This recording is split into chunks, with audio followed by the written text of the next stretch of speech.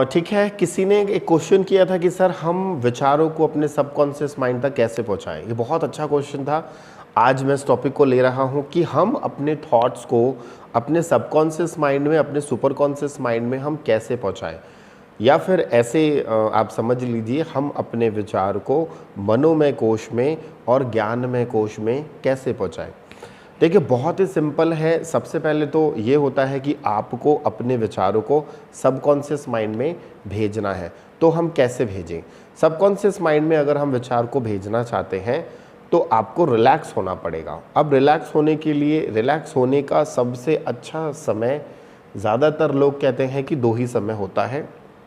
एक, सुबह उठने से पहले, उस समय आपका दिमाग जो है वो सबकॉन्शियस माइंड में होता है, और दूसरा, रात में सोने से पहले आप जब हल्की हल्की गहरी नींद में होते हो तो आपको सबकॉन्शियस माइंड में आपके विचार जाते हैं। ये दो है।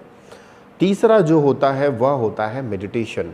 जब आप ध्यान करते हो, जब आप ध्यान करते हो, उस ध्यान की अवस्था में जब आपको हल्की हल्की नींद आने लगती है, तब आप धीरे धीरे अपने सबकॉन्शियस माइंड में जा रहे होते हो। मतलब आप अपने मनोमय कोश में जा रहे होते हो।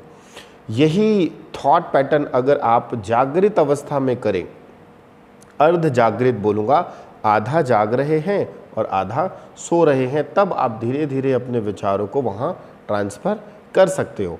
परंतु उसके लिए आपको मेडिटेशन करना होगा। अब यहाँ पर बात आती कि सर इतना समय नहीं है हमारे पास, इतनी जीवन में भाग दौड़ है, ऑफिस जाना है, फिर काम करना है, फिर घर आके हम थक जाते हैं, तो हम क्या करें?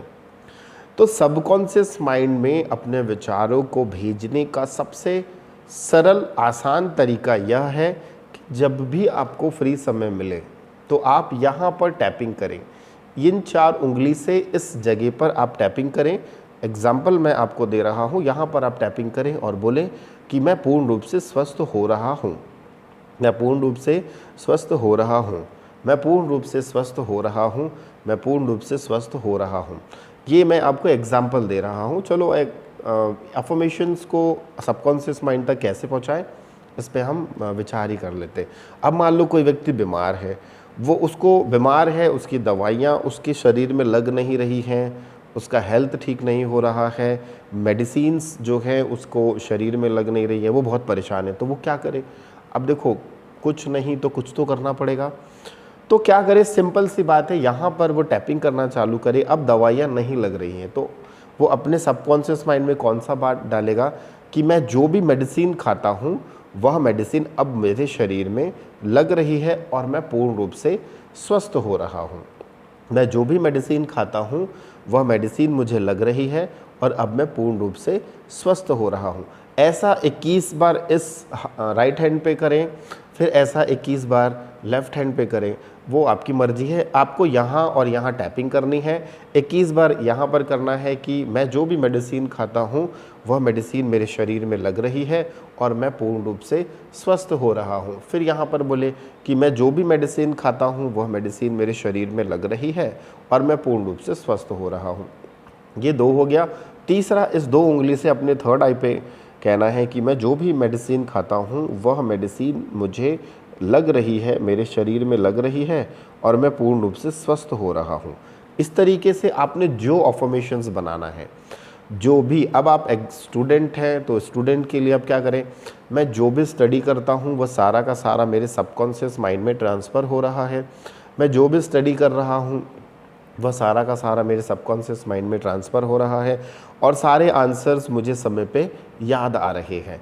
फिर यहाँ पर भी वही बोले कि मैं जो भी स्टडी करता हूँ वो सारे के सारे आंसर्स मुझे याद हो रहे हैं और समय आने पर इन सारे आंसर्स मुझे समय पे याद आ रहे हैं।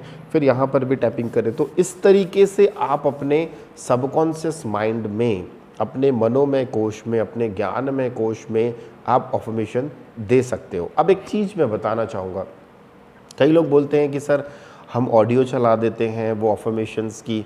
देखो, एक बात बताना चाहूँगा, हमारा जो मन है ना, खाली दिमाग शैतान का घर, खाली दिमाग शैतान का घर। अगर इसको आप कुछ काम नहीं पकड़ाओगे ना तो ये भटकना चालू कर देगा।